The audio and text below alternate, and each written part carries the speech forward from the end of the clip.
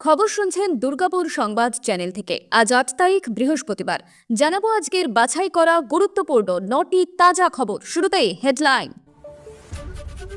ভারতের বিরুদ্ধে চূড়ান্ত সিদ্ধান্ত শাহবাজ সরকারের, সমুচিত জবাব দিতে প্রস্তুত পাক সেনা, বড়সড় সংঘাতের ইঙ্গিত। মোদি হ্যায় তো মুমকিন হ্যায়, তৃণমূল নিখোঁজ, অপারেশন সিঁদুর নিয়ে বিস্ফোরক শুভেন্দু অধিকারী। জাতীয় পতাকায় মোড়া জঙ্গির দেহ, গাওয়া হলো জাতীয় সঙ্গীত। শহীদ সিম্মাকে এবার জঙ্গিদের তোলপাড় পাকিস্তান। আমরা শুধু তাদেরই মেরেছি যারা আমাদের নিরপরাধ মানুষ মেরেছে, সরাসরি হুঁশিয়ারি প্রতিরক্ষা মন্ত্রীর। বাংলার সীমান্তে বিপদের ছায়া, মমতার সঙ্গে জরুরি বৈঠকে অমিত শাহ, কেন লোক সরাতে নির্দেশ দিল কেন্দ্র। বীরভূমে ভয়ঙ্কর বিস্ফোরক, ৫,২০০ জিলেটিন, ৪,৫০০ ডিনেনেটর, ১৫৫০ কেজি অ্যামোনিয়াম নাইট্রেট উদ্ধার। চলছে কি? পাকিস্তান আর ছাড়বে না, স্বামী বন্দী, আতঙ্কে কাঁপছেন বাঙালি জওয়ানের স্ত্রী। অপারেশন সিঁদুর কি শেষ ভরসা? বাচ্চারা বাড়িতে থাকুক, রোদে বিপদের আশঙ্কা, রাজ্যের বেসরকারি স্কুলগুলিকে ছুটির আর্জি মুখ্যমন্ত্রীর। পুঞ্চ রাজৌরি সীমান্তে পাক সেনার গোলাবর্ষণ, শহীদ ১৫ ভারতীয় নাগরিক। উত্তপ্ত হয়ে উঠছে পরিস্থিতি। এছাড়াও রয়েছে আরও বেশ কিছু গুরুত্বপূর্ণ খবর। পুরো বিস্তারিত জানতে ভিডিওটি শেষ পর্যন্ত শুনুন। পেহেলগাঁওয়ে সন্ত্রাসবাদী হামলার জবাব দিল ভারত। গতকাল মধ্যরাতে পাক ভূমিতে প্রত্যাঘাত আনে ভারতীয় সেনা। পাক অধিকৃত কাশ্মীরে ৯টি জঙ্গি ঘাঁটি উড়িয়ে দেয় ভারত। মিডনাইট এয়ার স্ট্রাইকে মৃত্যুর সংখ্যা কমপক্ষে ৮০। এই হামলার নাম দেওয়া হয়েছে অপারেশন সিঁদুর। এই হামলার পরে ভারতের উপরেও আঘাত হানার পরিকল্পনা নিয়েছে পাকিস্তান।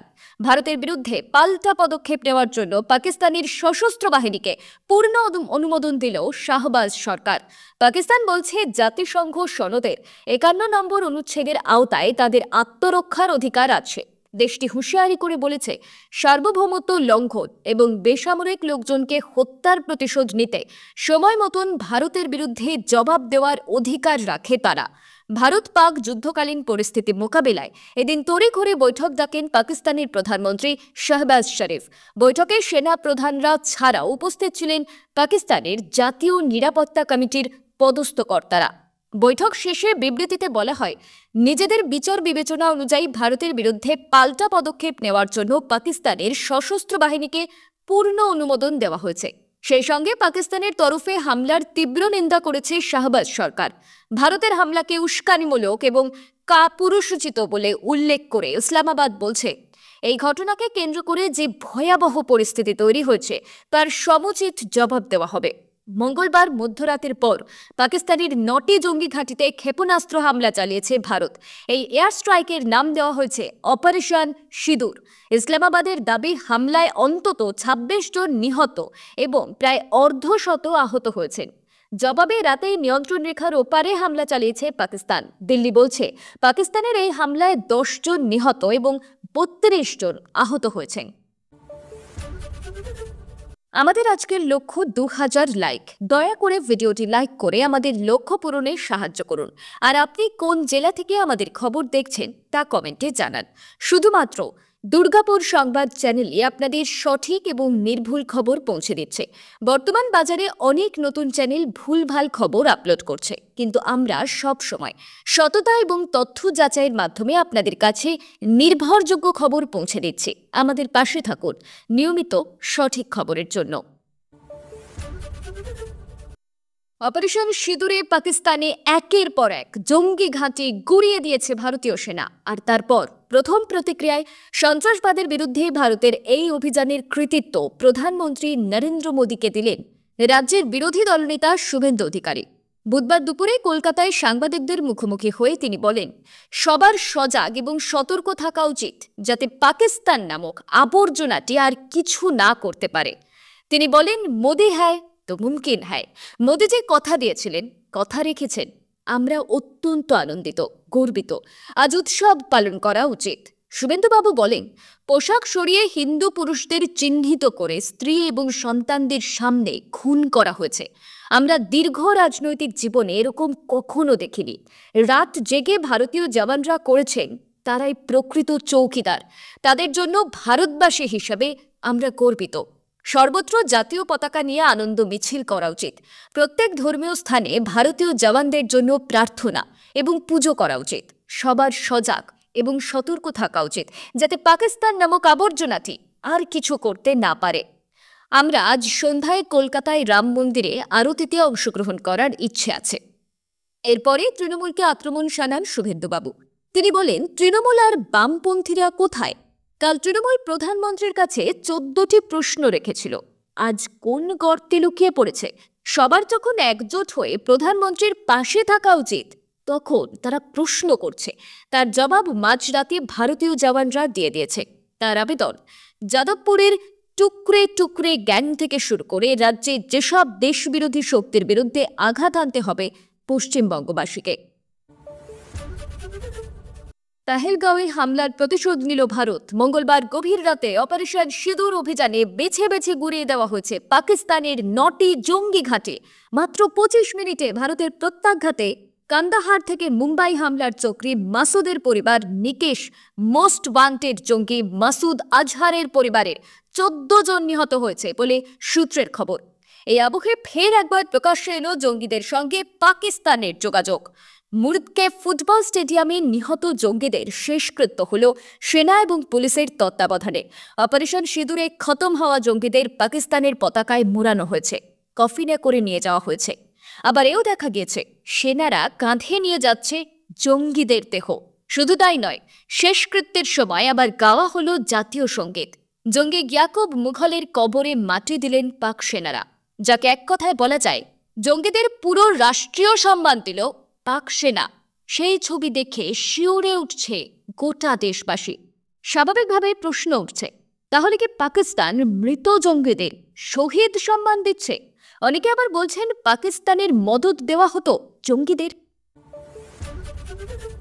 মঙ্গলবার মধ্যরাতে অপারেশন সিঁদুর অভিযানে 9টি জঙ্গি ঘাঁটি তছনছ করেছে ভারত। গুড়িয়ে দিয়েছে জৈশ-ই-মোহাম্মদ, লস্কর-ই-তৈবা, হিজবুল মুজাহিদিনের জঙ্গি ঘাঁটি এবং প্রশিক্ষণ কেন্দ্র।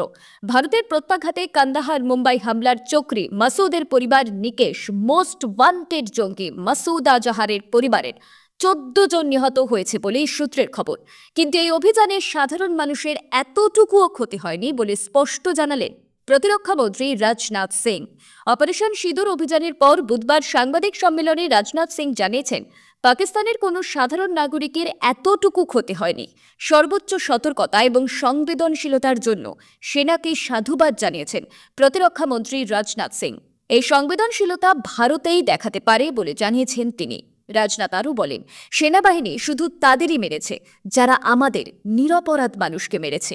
অনেক ভাবনা চিন্তা করে এই অভিযান চালানো হয়েছে বলেও জানান তিনি।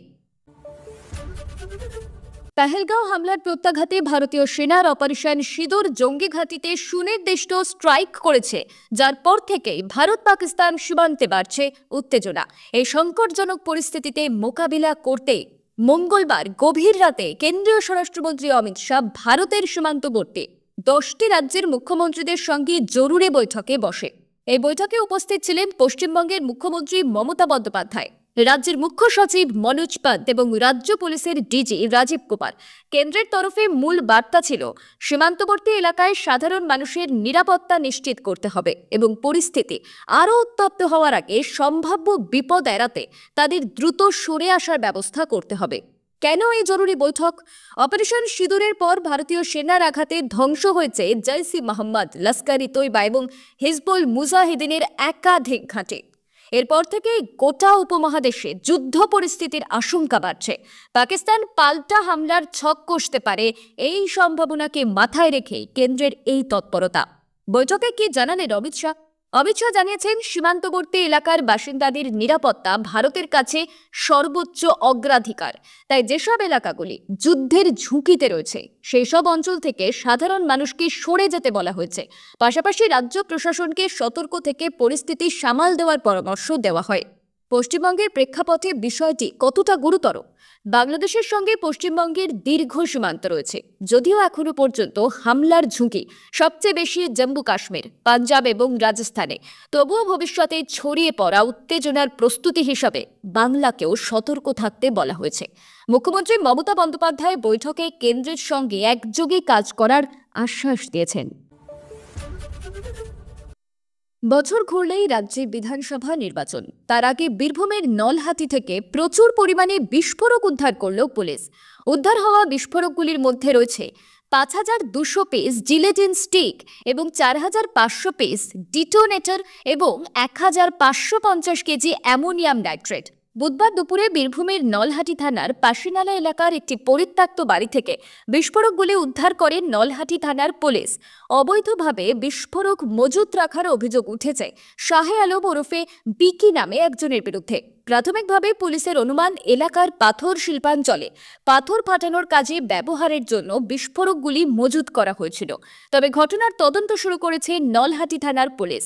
এর আগে চলতি বছরের জানুয়ারিতে রামপুরহাট থানা এলাকার হস্তিগন্ধা গ্রামে পরিত্যক্ত ঘর থেকে ১১,০০০ ডিটোনেটর উদ্ধার হয়েছিল। ৭টি বাক্সে ওই ডিটোনেটর রাখা হয়। বীরভূমে বিভিন্ন সময় বিপুল পরিমাণে জিলেটিন স্টিক এবং ডিটোনেটর উদ্ধার হয়। সেগুলি পাথর খাদানে পাথরের স্তর ফাটাতে ব্যবহার হয় নাকি অন্য কোনো কারণে মজুত করা হয় তা নিয়ে বিভিন্ন সময় প্রশ্ন উঠেছে। পহেলগাঁও হামলার পর থেকে সীমান্তে টহলদারি বাড়িয়েছে বিএসএফ। সেই কাজ করতে গিয়ে ভুল করে পাক ভূখণ্ডে ঢুকে নিখোঁজ হয়েছেন বঙ্গ সন্তান বিএসএফ জওয়ান পূর্ণম কুমার সাউ।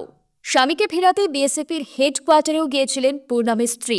তবে আশা করেছিলেন স্বামী ফিরবেন, কিন্তু অপারেশন সিঁদুরের পর থেকে দুশ্চিন্তা গ্রাস করেছে সাউ পরিবারকে। তারা বলছেন পাকিস্তান আর ওকে ছাড়বে না। গত ২২ এপ্রিল পহেলগাঁওয়ের বৈসারন উপত্যকায় বেছে বেছে হিন্দু পর্যটকদের হত্যা করেছে জঙ্গিরা। এরপরেই সীমান্তে টহলদারি বাড়ায় বিএসএফ। সেই কাজ করতে গিয়ে ভুল করে পাক ভূখণ্ডে ঢুকে নিখোঁজ হয়েছেন বঙ্গ সন্তান বিএসএফ জওয়ান পূর্ণম কুমার সাউ। গত ১৪ দিন ধরে খোঁজ নেই তার। সম্ভবত পাক রেঞ্জার্সের হাতেই বন্দী তিনি। স্বামীকে ফিরে পেতে পূর্ণমের অন্তঃসত্ত্বা স্ত্রী রজনী ছুটে গিয়েছিলেন বিএসএফের হেডকোয়ার্টারে। আশ্বাস মিলেছিল স্বামীকে ফেরানোর। আশায় বুক বেঁধে হুগলির বাড়িতেই ফিরেছিলেন তিনি। অপেক্ষা করছিলেন পূর্ণমের জন্য।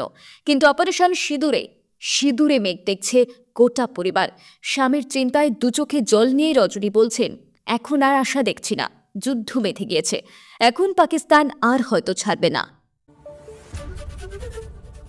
রাজ্যের সরকারি স্কুলগুলিতে গ্রীষ্মের ছুটি পড়ে গিয়েছে এপ্রিলের শেষেই। তবে এখনও বেসরকারি স্কুলগুলি খোলা, সেখানে চলছে ক্লাস। আগামী ৯ মে রবীন্দ্র জয়ন্তীর পরে বন্ধ করা হোক স্কুল।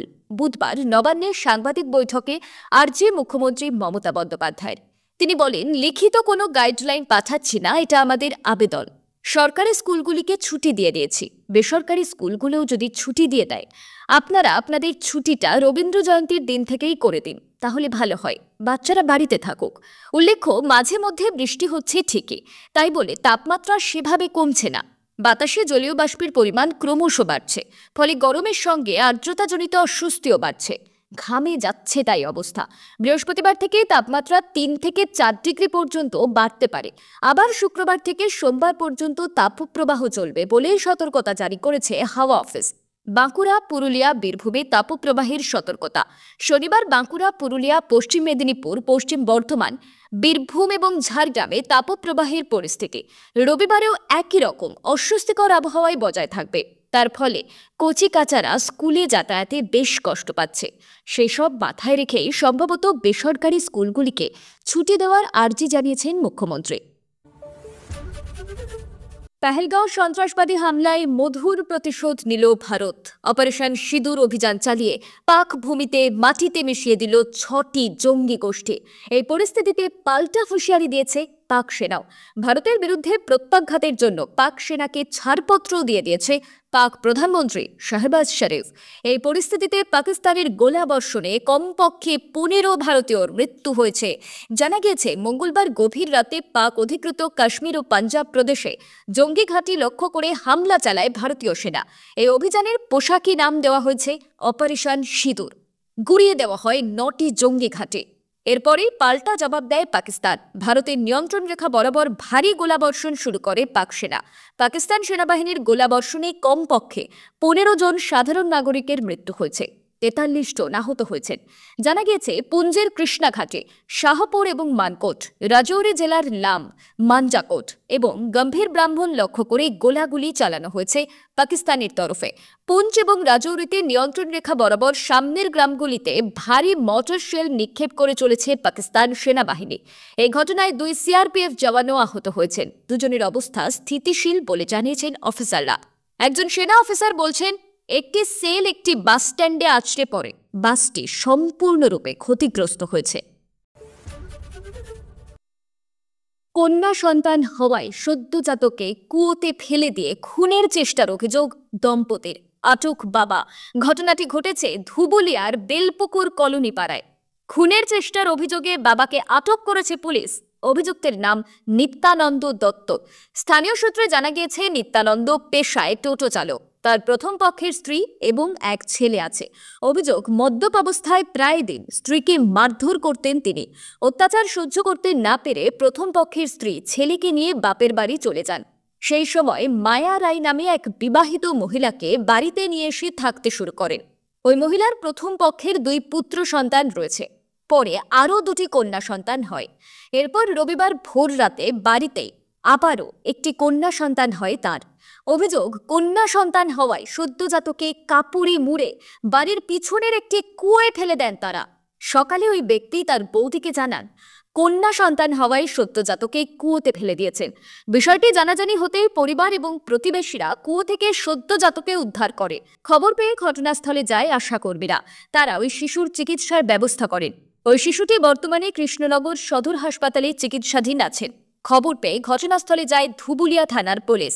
তারা অভিযুক্তকে জিজ্ঞাসাবাদের জন্য আটক করে নিয়ে আসে। অভিযুক্তের শাস্তির দাবিতে সোচ্চার হয়েছেন এলাকাবাসী। ভারত সেবাশ্রম সংঘের বেলডাঙ্গা শাখার প্রধান কার্তিক মহারাজ আশঙ্কা করছেন, অন্যায়ের প্রতিবাদ করায় তাকে গ্রেপ্তার করা হতে পারে। তবে তিনি স্পষ্ট করে জানিয়েছেন, তিনি ভীত নন বা কোনো নিরাপত্তাহীনতায় ভুগছেন না। মুখ্যমন্ত্রীর সাম্প্রতিক মন্তব্যের পর থেকেই এই জল্পনা শুরু হয়েছে। সোমবার মুর্শিদাবাদ সফরে গিয়ে মুখ্যমন্ত্রী মমতা বন্দ্যোপাধ্যায়ের নাম না করে ভারত সেবাশ্রম সংঘের বিরুদ্ধে অভিযোগ করেন, কিছু ব্যক্তি অশান্তির প্ররোচনা দিচ্ছেন। মুখ্যমন্ত্রীর এই মন্তব্যকে ঘিরেই কার্তিক মহারাজের বিরুদ্ধে প্রশাসনিক পদক্ষেপ নেওয়া হতে পারে বলে মনে করছেন অনেকেই।